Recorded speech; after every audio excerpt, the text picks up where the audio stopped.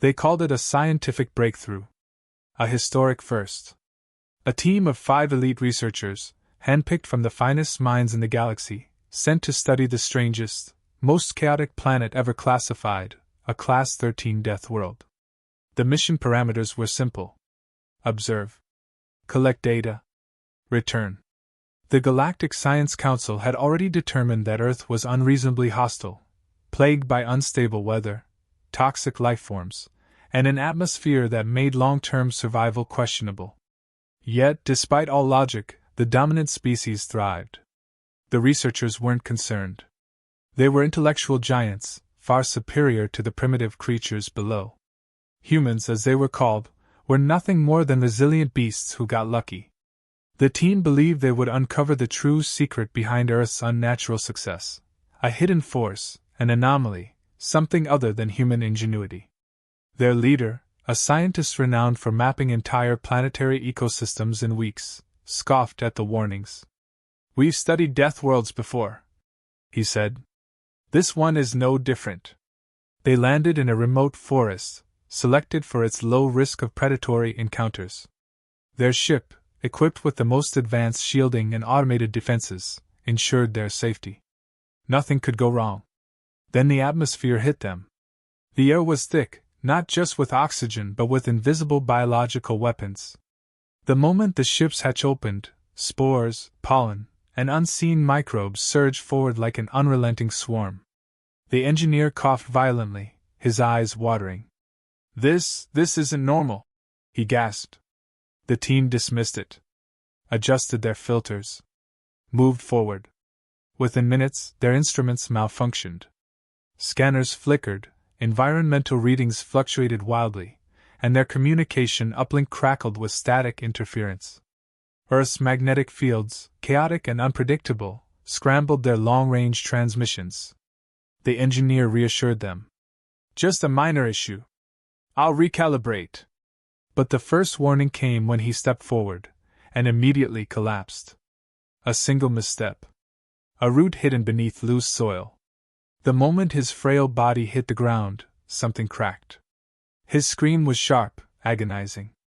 The others rushed to help, only to discover that Earth's gravity had done what no predator could. His bones, used to controlled environments and low-impact surfaces, shattered. A simple fall turned fatal. They scrambled to stabilize him, injecting him with healing stimulants, but then, the buzzing began. Small. Irritating. Unimportant at first. Then came the biting. Tiny, flying creatures swarmed him, piercing his fragile skin with biological syringes. The engineer, too weak to swat them away, twitched in horror as his body reacted violently to the unknown pathogens now swimming through his system. His skin swelled. His breath hitched. His eyes rolled back. The team watched, helpless, as their brightest technician was consumed, not by a predator, not by a weapon, but by the smallest organisms Earth had to offer. The lead scientist's voice was tight. "We continue. This is data. We record and move forward." The xenobiologist hesitated. "Maybe we should move." So they did. They trekked further, shaken but determined. Data needed to be collected. The ecosystem had to be mapped. A few hours later, the geologists made a discovery: an abandoned human campsite. Strange metal cans littered the ground. Half-eaten rations left behind. Among them, a curious vibrant blue container. A liquid inside. "This could be a local resource," he mused. "Something they ingest." He activated his analyzer, scanning the substance. The readings made no sense. Impossible energy levels. Caffeine. Taurine. Unknown compounds. The xenobiologist warned. "We should test it first." The geologist waved him off. "Humans drink this. Their bodies are weak compared to ours." He took a sip. Then he took a gulp. Then his heart stopped. For 3 seconds he stood frozen. His fingers twitched. His pupils dilated. Then his entire body convulsed. "What's happening?" the linguist shouted. The xenobiologist checked his readings. "His nervous system is in shock. His heart, It's failing!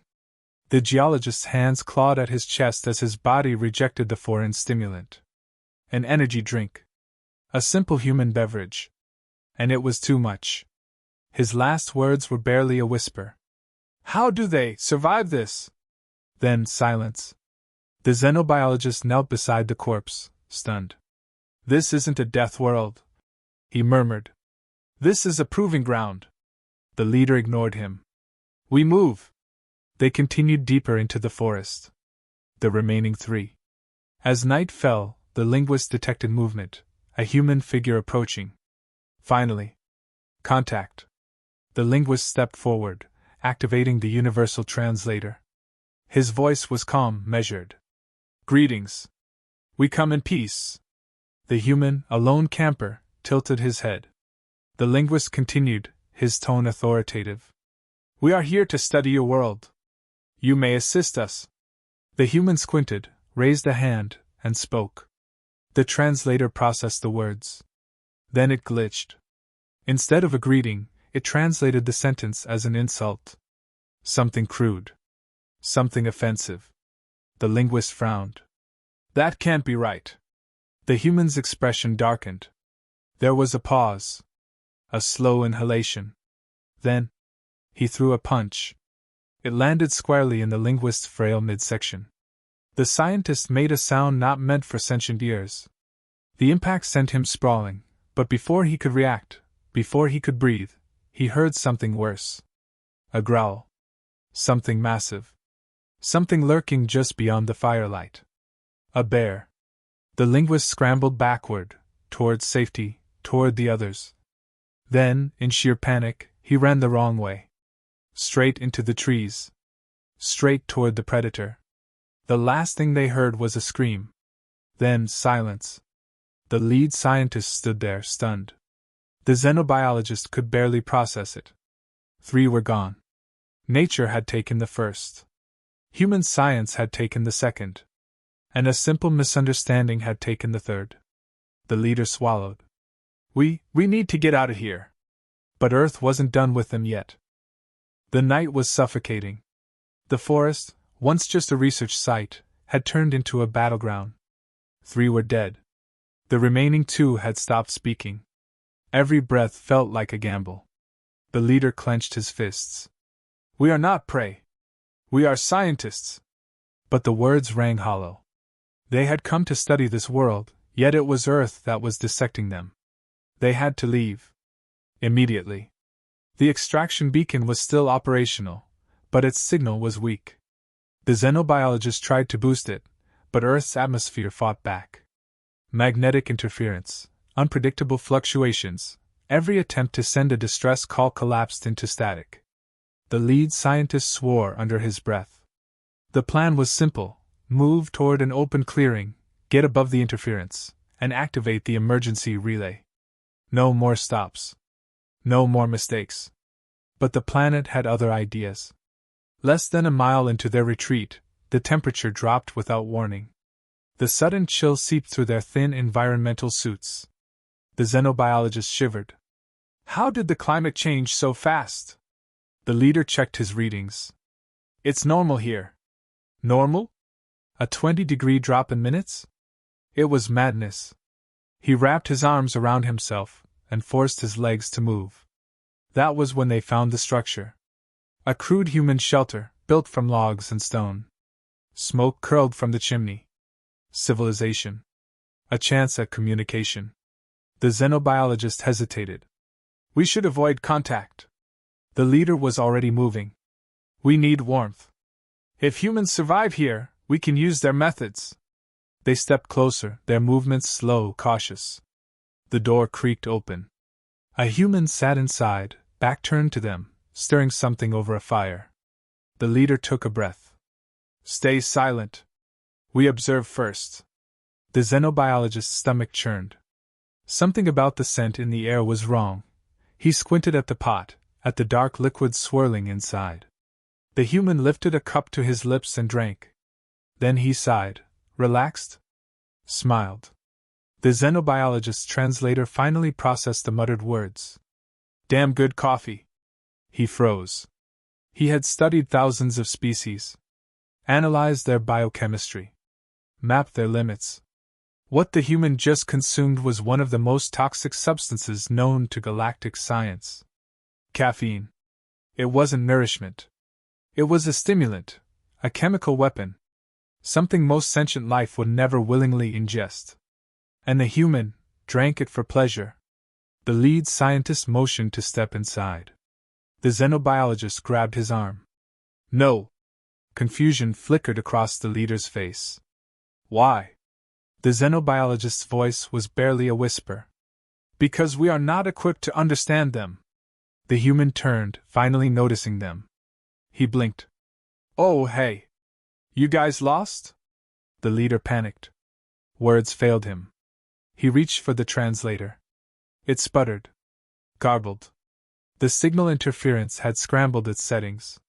The human raised an eyebrow. Huh. Your costumes are real high-tech. The xenobiologist swallowed hard. This was not a confrontation. This was not a negotiation. This was something worse. The human wasn't afraid. He was curious. The leader, desperate to regain control, pointed at the beacon strapped to his wrist. Help us. The human frowned. Oh. You need a ride? The xenobiologist wanted to scream. This wasn't how first contact was supposed to go. Then the leader made his final mistake. His body, already weakened by exhaustion, by stress, by Earth itself, took a single breath too deep. The rich, overwhelming scent of coffee hit his system. His neuroreceptors fired a warning signal too late. His fragile biology collapsed in real time. His pupils shrank. His muscles seized. His breath hitched. Then, with a strangled gasp, he crumpled to the floor. The human blinked. Dude, what? The xenobiologist barely caught his leader before he stopped moving. Cardiac arrest. A full system shutdown. He was gone. All because of the airborne caffeine particles. The xenobiologist's hands shook. Gone. He was alone. The human scratched his head. Did he just die? A pause. Then. Huh. Must have been allergic. He leaned forward, concerned, but still, unbothered.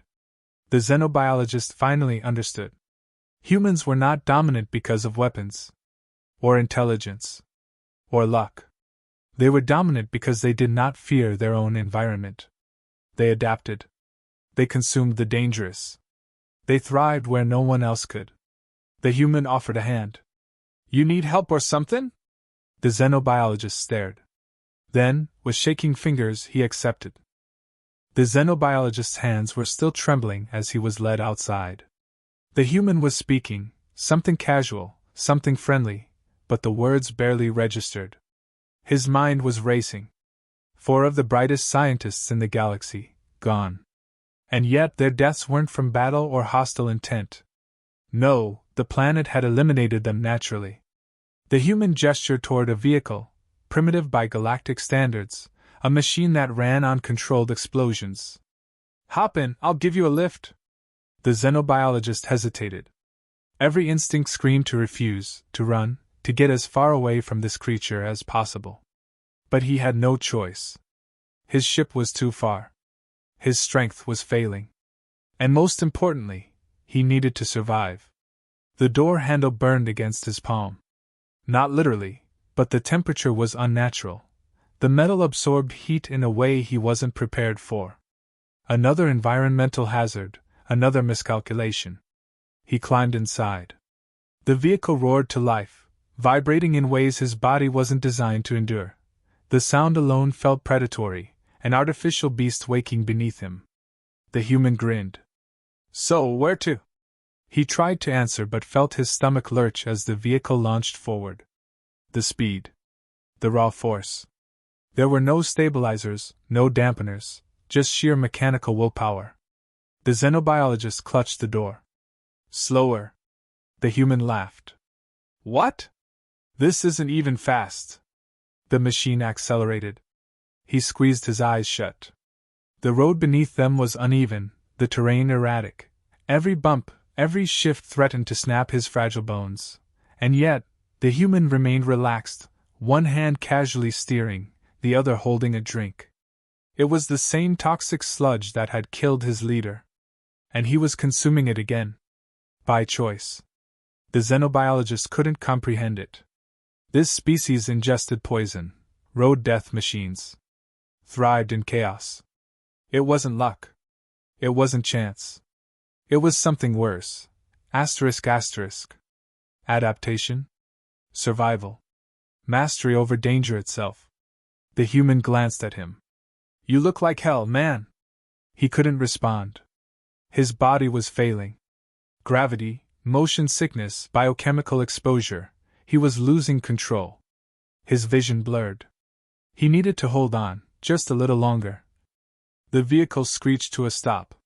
Here we are, the human said. The xenobiologist forced himself upright. They had reached the clearing. His ship stood there, a metallic salvation, its beacon blinking weakly through the atmosphere's interference. He fumbled for his communicator. His fingers barely worked. His skin felt wrong. The contaminants in the air, the toxins, the stress, it was all accumulating. The human noticed. You good? He looked up. For the first time, he saw it. The human wasn't asking out of obligation. Or research. Or curiosity. He was genuinely concerned. This planet had killed his team. Had nearly killed him. And yet this creature helped him, without hesitation. Without fear. He didn't know what to say. The human sighed, rubbing the back of his neck.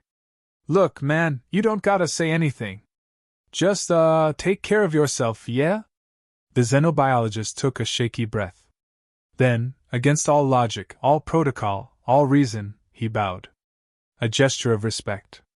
Because for all their power, for all their knowledge, for all their advancements, his species would never have survived here. But humans? They belong. The return trip was a blur. The xenobiologist barely registered the launch sequence, the shuddering ascent, or the moment he broke free from Earth's grasp. His body ached, his mind reeled, and yet, despite everything, he had survived. As the ship's autopilot engaged, he collapsed into the chair, his breathing ragged. The mission was a failure. The team was gone. He was the only one left to report what had happened. But how could he? No one would believe him. A Class 13 Deathworld had wiped out the greatest minds of the Galactic Science Council, not with war, not with weapons, but with mundane, everyday existence, gravity, caffeine, insects, a road trip. He shuddered, gripping the armrests as the ship broke through the final layer of atmosphere. The cold void of space felt merciful in comparison. By the time he reached the nearest relay station, the distress beacon had already been detected. He was rushed into decontamination, interrogated, examined, protocols followed with ruthless efficiency. Then came the debriefing. The panel of officials stared at him expectantly. He recounted the events as best as he could, omitting nothing. Every death. Every failure. Every unbelievable truth. By the end, the room was silent. Then, the highest-ranking official sighed. You expect us to believe this? His mouth went dry. It's the truth. The official leaned back. You claim a human helped you, that it wasn't hostile. The xenobiologist hesitated. Yes. A murmur rippled through the room. The official's gaze hardened. Then you must have been compromised. No intelligent creature from a death world would offer assistance without an ulterior motive. He clenched his fists. They don't see their world as dangerous. They live in it. They adapt to it. What we call hazards, they call daily routine. The official scoffed. Absurd. Another spoke up. And the substance? You claim humans consume poison for stimulation? He exhaled sharply. Not just caffeine. Their diet is filled with toxic substances, capsaicin, alcohol, fermented bacteria, asterisk asterisk they ingest them willingly, asterisk asterisk. More murmurs. More disbelief. The highest-ranking official sighed. You have been through a traumatic event. You should rest. He tensed. You're not going to warn the council? There is nothing to warn them about, the official said dismissively. Your team was lost due to miscalculation. We will conduct another expedition with proper precautions. The xenobiologist's stomach twisted. You'll send more? Naturally, the official said. We will not be deterred by superstition. They weren't listening. They would never listen. He stood abruptly, his chair scraping against the floor. Then you're condemning them to death. A cold silence followed. The official's expression darkened. Mind your tone. The xenobiologist swallowed the rage burning in his throat. These people weren't scientists. They were bureaucrats. They weren't interested in survival, only control. Fine. Let them find out the hard way. But he wouldn't be there when they did. He turned without another word. As he left the chamber, one final thought gripped his mind. The human had been genuinely concerned for his well-being.